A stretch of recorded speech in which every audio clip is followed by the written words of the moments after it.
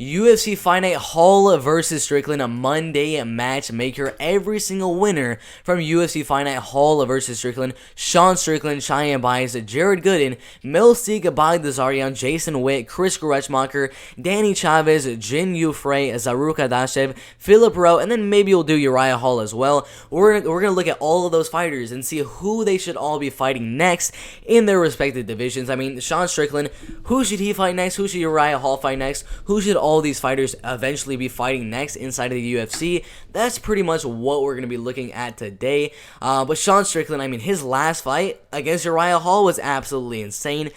Significant strikes attempted, UFC middleweight record, strikes landed, middleweight record, head strikes landed, middleweight record, and distance strikes landed, another middleweight record right there. So Sean Strickland, amazing performance. But overall, we're going to look at the first guy in the welterweight division right here, in Phillip Rowe in the welterweight division. Who should he fight next? And in my opinion, he should fight Matthew Semelsberger. The reason he should fight Matthew Semelsberger is because that fight was actually supposed to happen around 1 year ago, back in August, around August, September of 2020. That fight was supposed to happen, and Phillip Rowe was the favorite over Matthew Semelsberger by 84% to 16%, which is really, really interesting. But as we know, Phillip Rowe ended up fighting Gabe Green, and then Matthew Semelsberger ended up doing pretty good inside the UFC since then, going 2-1. But Phillip Rowe versus Matthew Semelsberger is a really, really good fight because Phillip Rowe is a pretty good striker, as shown in the last fight with Orion Kosi. He's very lengthy, very tall, has good BJJ skills, and Matthew Semelsberger also a really, really good striker, very good power, and has the wrestling background. So the striking game is going to be really, really even. Not too sure who's going to have the advantage on the feet, but in the grappling wrestling game, I mean, Matthew Semelsberger is going to have the wrestling, Phillip Rowe is going to have the grappling, so it's going to be a really even fight in that welterweight division. And they were set to fight around 1 year ago, and it is going to be a step up in competition for Phillip Rowe, and a step down in competition for Matthew Semelsberger, as he lost his last fight to Chaos Williams. But overall, Phillip Rowe versus Matthew Semelsberger, really, really solid fight. Personally, if this fight did happen, I would probably go Matthew Semelsberger to win, but I do think it's a really, really close one. I think the betting odds would be really, really close. But overall, Matthew Semelsberger versus Phillip Rowe in the UFC welterweight division right there. After that one, we go Zaruk Adashev in the flyweight division, coming off a really, really solid win over Ryan Benoit in the flyweight division. That fight, he showed a lot of really good leg kicking abilities, looked really, really solid. Won the first round, won the second round. Third round was a little debatable. He might have won that one as well, but right now, he's ranked as the 38th best flyweight fighter in the world. And there's one guy, he's not doing too good. I mean, Francisco Figueiredo just lost to Malcolm Gordon by unanimous decision. He definitely is going to get a step down in competition. So, in my opinion, Francisco Figueiredo versus, let's see if I can find it, Zaruk Adashev, I think would be a good fight. Whoever loses that fight with Zaruk Adashev and, Francisco Figueiredo, in my opinion, should probably get cut from the UFC, to be quite honest. And I do think the loser of that one would then be Francisco Figueiredo. I don't think either guy is really that good, but if I have to give an edge to someone, I'll go Zaruk Adashev. But overall, Zaruk Adashev versus Francisco Figueiredo would be a really, really good fight. Loser gets cut from the UFC. Winner, maybe they fight, I don't know. I don't know who they would fight. I just think that'd be a pretty good fight. Zaruk Adashev versus Malcolm Gordon. Loser ends up getting cut from the UFC. Overall, pretty good fight in the flyweight division right there. After that one, we go into the women's strawweight division in Jin Frey. Now, she's got a pretty dominant win over Ashley Yoder, and we do have a good fight with Randa Marcos and Lavinia Souza coming up. I think she should probably fight the winner of that fight. Some people might think she'll probably fight the loser of that one, but in my opinion, Lavinia Souza and Randa Marcos, the winner of that fight is going to be right here, number 17 and number 20. The winner of that fight does not deserve a top 15 opponent. To give them one more fight against right here, if we can find, is Jin Frey. And the winner of Jin Frey versus the winner of, where is it? Is it Lavinia Souza and Randa Marcos? The winner of that fight would then get a fight inside of the top 15. So Randa Marcos, Lavinia Souza, winner of that fight fights Jinh Yu Frey, and then the winner of that fight gets a top 15 opponent. Jinh Yu Frey definitely deserves an opponent above her in the rankings. So Jinh Yu Frey versus the winner of Lavinia Souza and Randa Marcos right there in the women's strawweight division. After that one, we got Danny Chavez and Kamaka the third. I think the winner of that one was Danny Chavez. I'm going to be quite honest. I do think he won 29-27 on the judges' scorecards. The judges thought a little differently. They gave it a draw right there. But overall, Danny Chavez and Kamaka the third. Danny Chavez, 11 wins, 4 losses, and 1 draw right there. He was supposed to fight Doo Ho Choi on this fight card. Instead, fought Kamaka on short notice. They should probably just reschedule that fight. Doo Ho Choi is a top 50 fighter in the featherweight division. He did have an injury right there, but I still think it'd be a good fight. Doo Ho Choi, Danny Chavez. It was already supposed to happen. Why not just reschedule it for a later date, later on in the year? Overall, really solid striking fight right there. Danny Chavez versus Doo Ho Choi. I'm probably gonna go Doo Ho Choi to win that one, but overall, really good fight in the featherweight division right there. After that one, Chris Grassmucker, 15 wins of 4 losses versus Khama Worthy right there in the in the lightweight division right here. Chris Grassmucker just beat Rafa Garcia, who is not really doing too good inside the UFC. But Chris Grassmucker, I mean, he won the fight. He looked really good with the pressure and with that volume in the fight.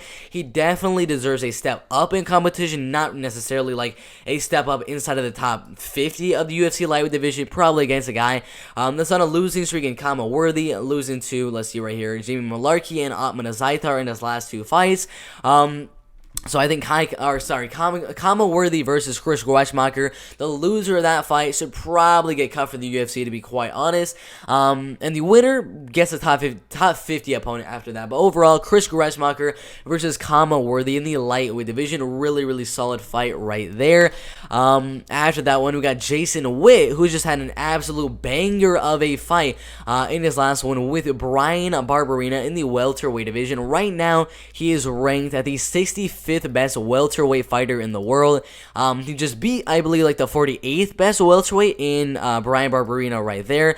So after he beat that guy, he deserves a step up in the welterweight division. Alex Oliveira right here is right around, where is he in the rankings? He is at the 36th ranking in the welterweight division. Not doing too good lately against wrestlers and grapplers like Shavkat Rakhmonov, Randy Brown, Nicholas Dalby, Mike Perry, Gunnar Nelson, getting submitted by Gunnar, getting submitted by Shavkat, getting submitted by Randy Brown. So all these wrestlers and grapplers have been doing pretty good against Alex Oliveira.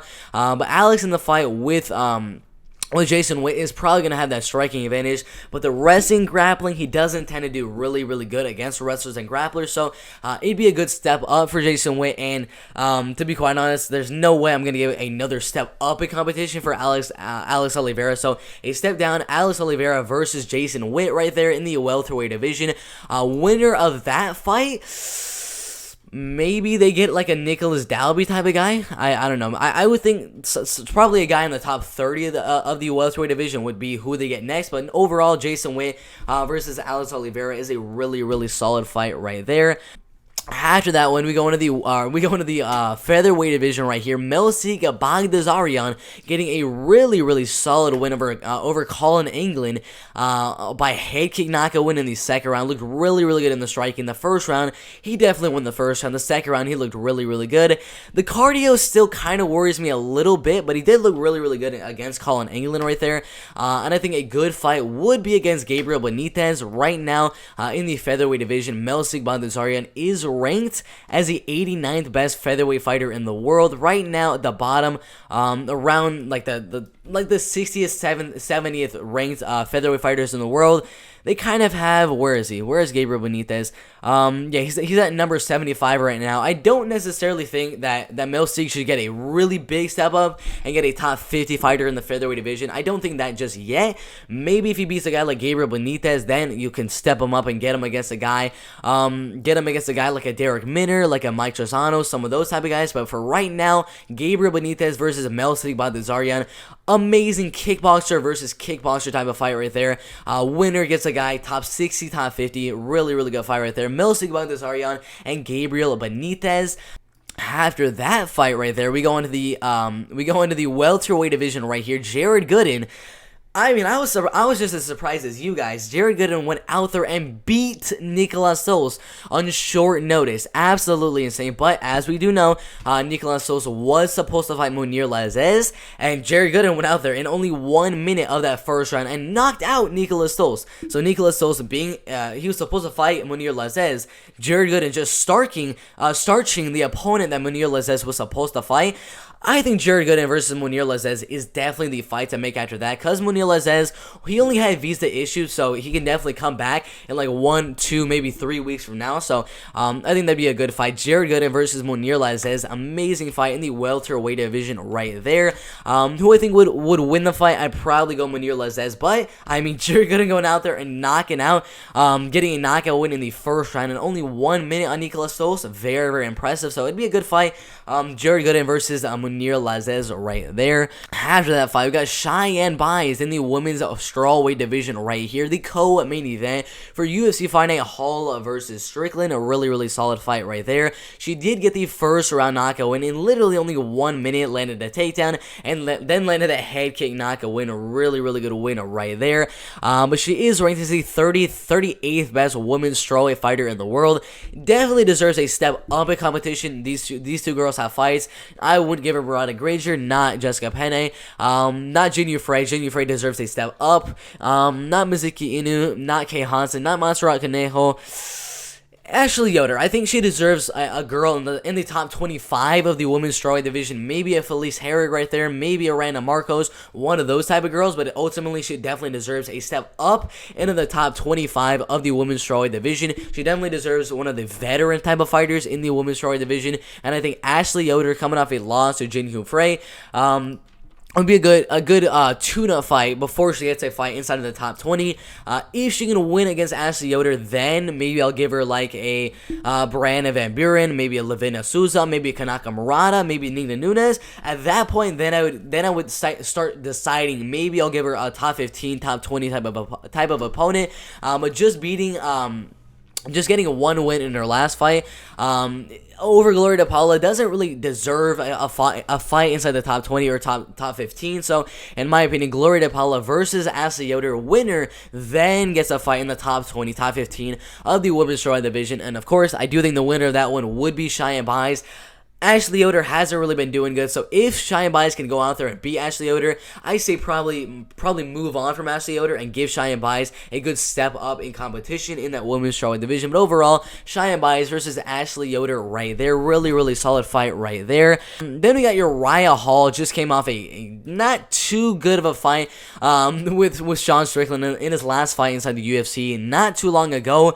But Sean Strickland 50-45'd him on the judges' scorecards. He got absolutely dominated by Sean Strickland right there. But the UFC rankings right now in the middleweight division, of course, right now with Uriah Hall at number 8, he's probably going to move down to number 9 or number 10. He definitely is not going to get a step up in competition. I don't think he's going to fight Chris Weidman again. They already fought. I don't think they're going to fight Brad Tavares, not Kevin Holland, not Andre Muniz. I think a good fight in the middleweight division would be, let's see right here, you probably already saw it, but I do think a good fight would be with an up-and-coming fighter from South Africa in Driscoll du Plessis. I do think now that Uriah Hall just got dominated by Sean Strickland, I think Uriah Hall should fight another one of the up-and-coming strikers or wrestlers, just an up-and-coming fighter in the middleweight division. Nasruddin Imavov, Driscoll du Plessis, Phil Hall's one of those type of guys in the middleweight division, but Driscoll du Plessis definitely deserves a top 15 opponent in my opinion. He's right outside of the top 15, so in my opinion, Driscoll du Plessis versus Uriah Hall, really, really good striking fight. If Uriah Hall wins, then of course he definitely deserves a fight inside the top 15 again, but it's really a fight to see. Does Uriah Hall still have it after the Sean Strickland fight? Does he still have the ability to compete against the fighters in the top 15? So Uriah Hall versus Driscoll du Plessis in the middleweight division. Driscoll is going to get a good step up in competition. Uriah Hall will prove if he's able to fight people in the UFC's top 15. If he loses, then I say Uriah Hall should probably call it cuts and retire from the UFC. If Driscoll wins that fight against Uriah Hall, I don't even know what the UFC is going to look like at that point, but at that point, he's going to be right around where Brad Tavares, Kevin Holland is, and he's going to be a nice fighter in the top 15 of that middleweight division. But overall, Uriah Hall versus Driscoll Du Plessis is a really, really good fight right there. And then the last fighter we have is Sean Strickland, and I think you should fight Jack Hermansson. The UFC rankings right now, Robert Whittaker, Azer Adesanya is the fight to make next. Paulo Costa versus Marvin Vettori is the fight to make next. Jared Cannonier, let's see, where is he? Jared Cannonier versus Kelvin Gastelum is going to actually happen next, probably 1 or 2 weeks from now. But with Jared Cannonier and Kelvin Gastelum, the winner of that fight, I assume is going to want like the loser of Paulo Costa and Marvin Vettori, or the winner of Paulo Costa and Marvin Vettori, maybe the loser. They're going to want to step up in competition after either one of them. If Jared wins, he's going to want to step up. If Kelvin wins, he's going to want to step up. So right now, I don't think anyone in the top 5 of the middleweight division should be up for grabs for Sean Strickland right now. Darren Till, Derek Brunson, that fight is happening in September, so I don't know how long Sean Strickland's able to wait for that one. But right at number 6 right there in Jack Hermansson seems like a perfect fight to make. Jack Hermansson versus Sean Strickland would be a really, really good fight because he's striking. Sean Strickland's going to have an extensive advantage on the feet. Way, way better volume, way better striking than Jack Hermansson. But the grappling and wrestling, Jack Hermansson will have the advantage. So Jack Hermansson versus Sean Strickland right there. Winner then would probably fight like a loser of Paulo Costa, Marvin Vettori, something like that. But overall, Sean Strickland versus Jack Hermansson, really, really solid fight right there. So that's pretty much what I'm thinking. After UFC Fight Night, Sean Strickland versus Uriah Hall, I think Phillip Rowe should fight Matthew Semelsberger next. I think Zaruka Dashev should fight Francisco Figueiredo. I think Jinyu Frey should fight the winner of Randa Marcos and Levina Souza. I think Danny Chavez should eventually fight Dooho Choi. Chris Grassmucker should fight Khama Worthy. Jason Witt should fight Alex Oliveira. Milstein Bagdasarian should fight Gabriel Benitez. Jared Gooden should fight Munir Lazez. Cheyenne should fight Ashley Yoder. And then we have Uriah Hall should be fighting Driscoll Du Plessis right there, and we got Sean Strickland fighting Jack Hermansson right there. Overall, lots of really, really good fights we can definitely make after UFC Fight Night Hall versus Strickland. But what do you guys think? Do you have any changes you would make to my list right here? Maybe you agree with the list that I have right here. Put whatever you guys think. Sean Strickland should fight next. Who do you guys think Uriah Hall should fight next? Who do you guys think everyone should fight next? Put that in the comment section below. Thank you guys for watching the video. Make sure to like the video, subscribe to the channel, and everything like that. But we'll see you in the next video. Let's go.